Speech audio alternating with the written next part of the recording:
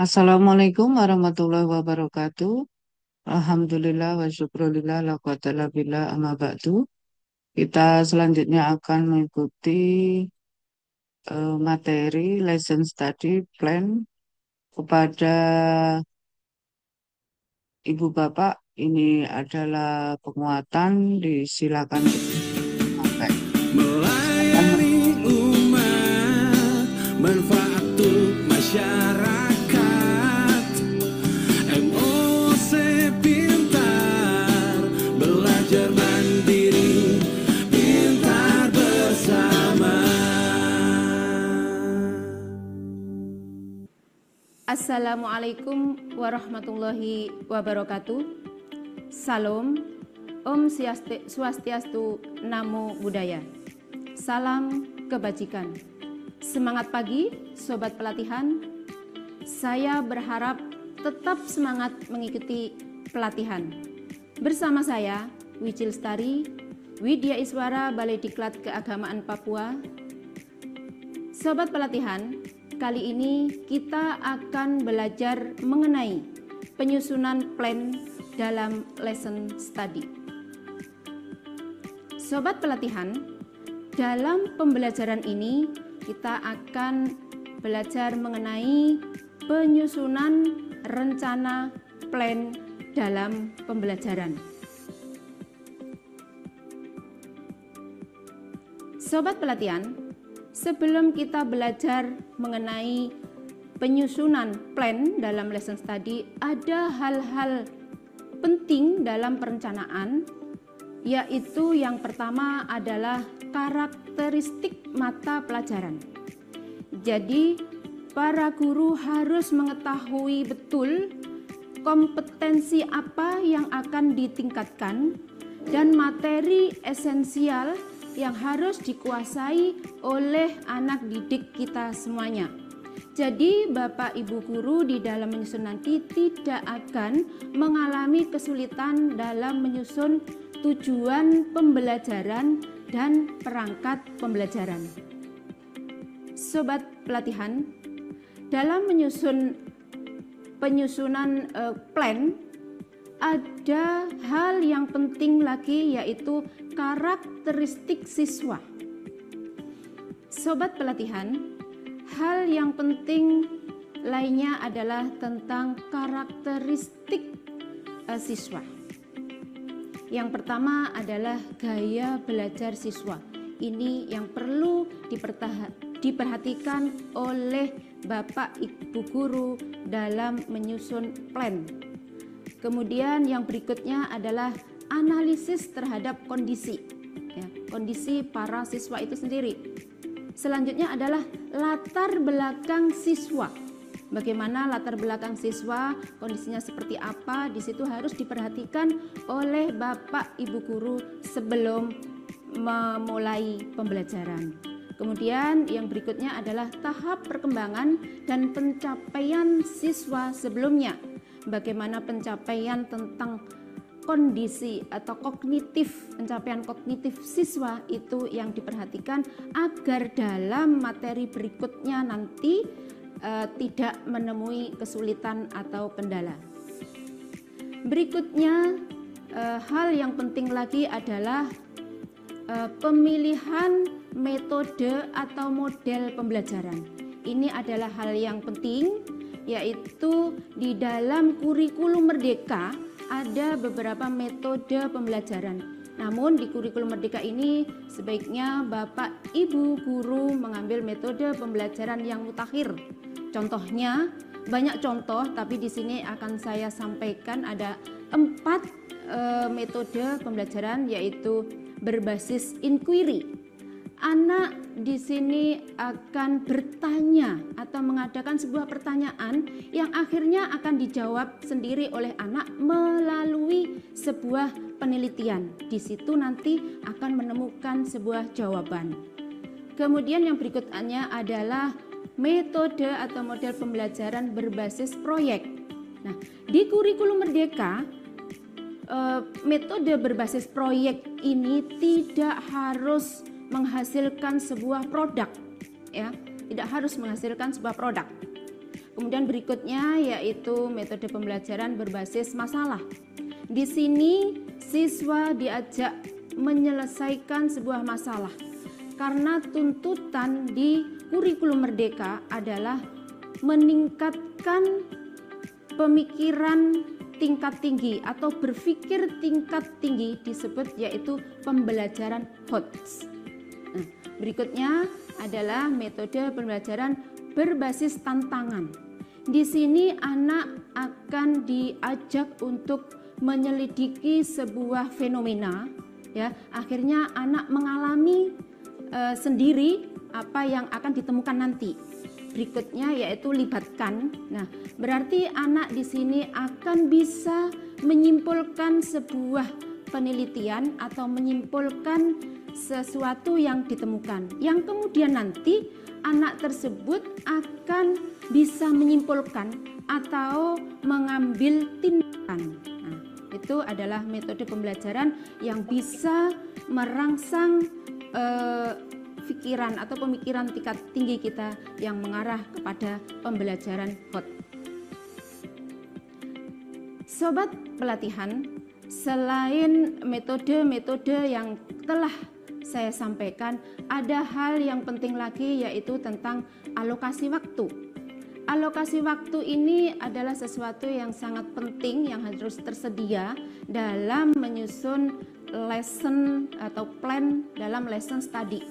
Nah, untuk apa? Agar Bapak Ibu nanti di dalam menyampaikan materi tidak mengalami kendala yang berakibat fatal. Sobat pelatihan, hal yang penting lagi selain metode pembelajaran yaitu pembelajaran sepanjang hayat, yaitu Bapak Ibu sebelum memulai pembelajaran tentunya harus menggunakan yaitu stimulus, ya. Di dalam menggunakan stimulus ini agar siswa lebih mendalam atau mendapatkan rangsangan berupa verbal atau teks, ya, yang ditampilkan oleh seorang guru.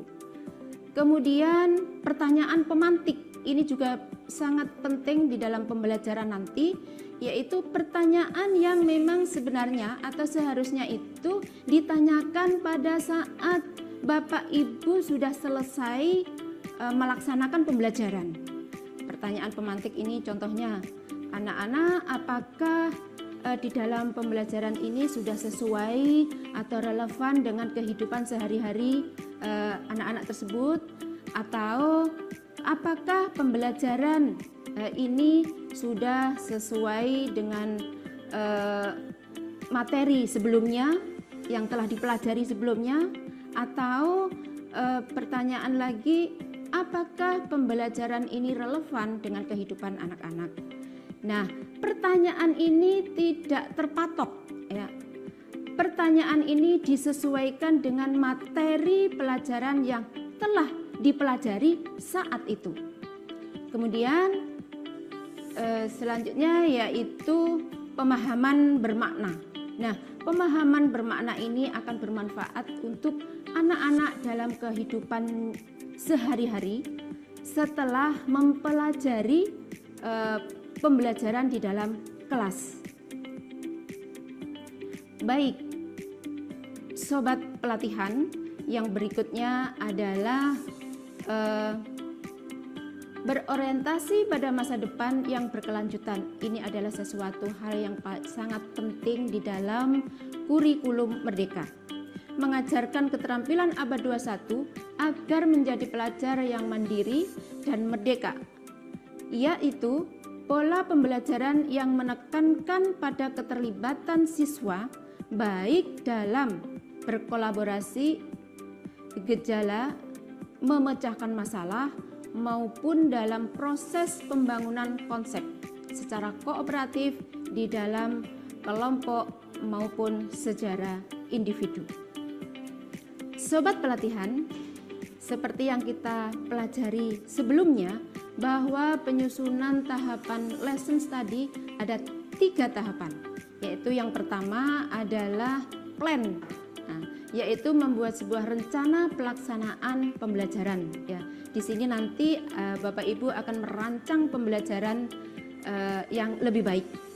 Kemudian yang kedua adalah do, guru melaksanakan open class. Ya, di dalam open class ini Bapak Ibu yang menjadi guru model tampil mengajar, kemudian yang lainnya guru untuk mengobservasi atau menjadi observer dalam pembelajaran tersebut.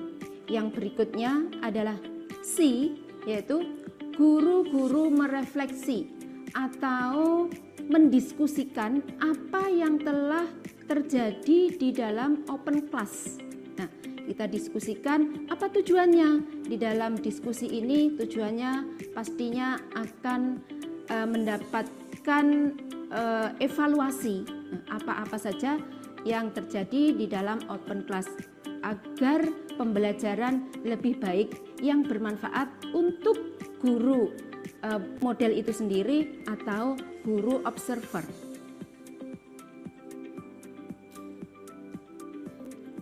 Baik, sobat pelatihan, di dalam lesson study ada dasar pemikiran lesson study yang sebagai citra diri guru, yaitu semangat introspeksi.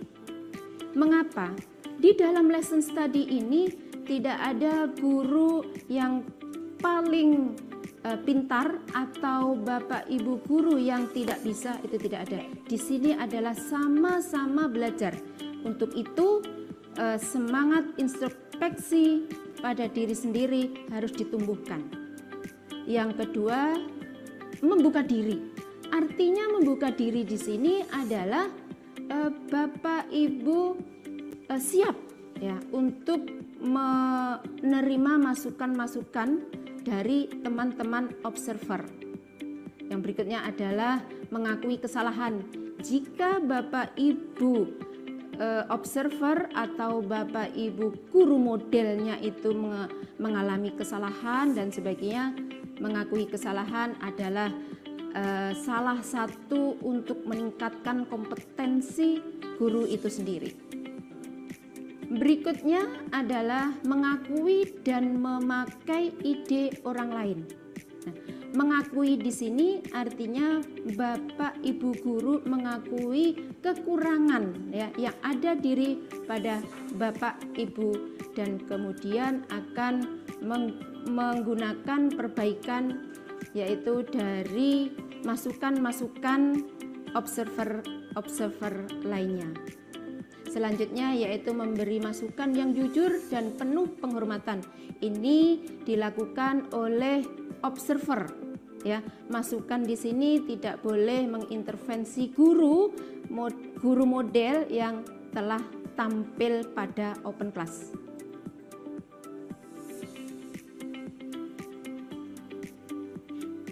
Baik, sobat pelatihan, ini adalah yang terpenting dari sesi perencanaan atau plan.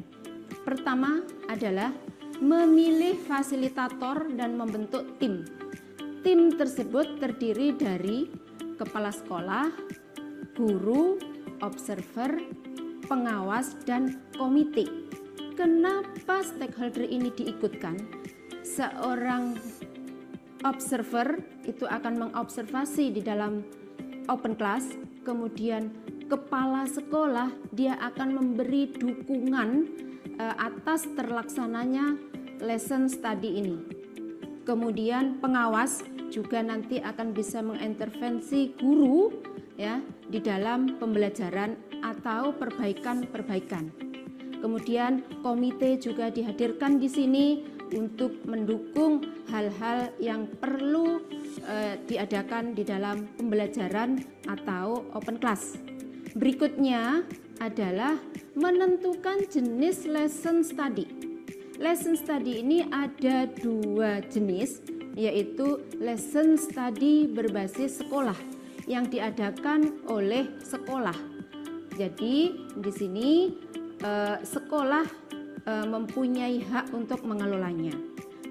yang berikutnya yaitu lesson study berbentuk MGMP. Ini diadakan oleh komunitas MGMP, mata pelajaran bisa bahasa Indonesia, sains, matematika, bahkan PAI atau PAK itu juga bisa mengadakan atau membentuk komunitas lesson study. Berikutnya yaitu di dalam perencanaan atau plan yaitu merancang pembelajaran.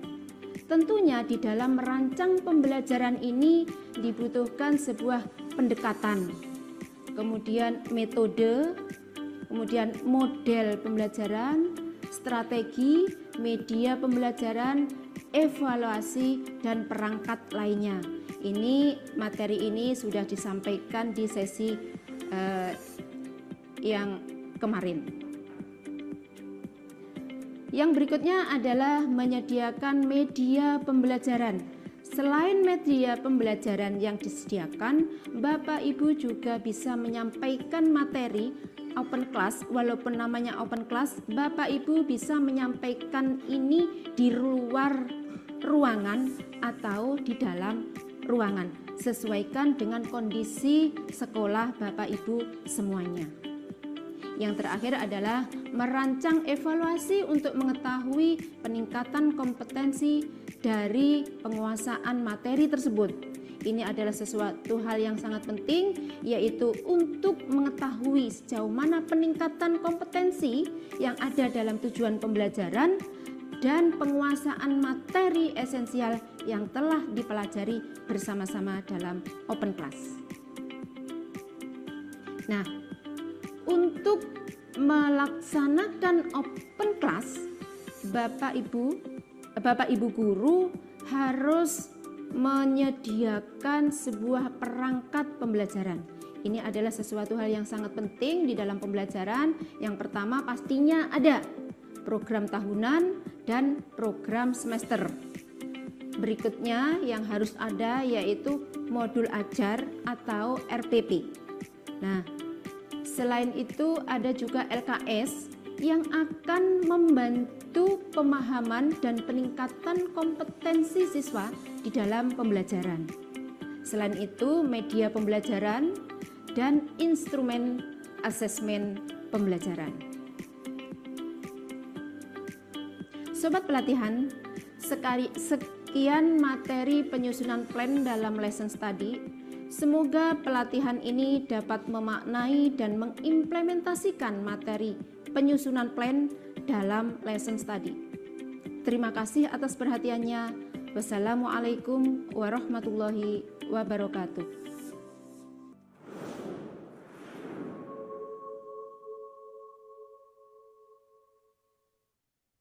Demikian materi, semoga bisa diikuti dengan baik. Berjumpa kembali dengan materi yang lain, masih di lesson study. Assalamualaikum warahmatullahi wabarakatuh. Semangat guru madrasah.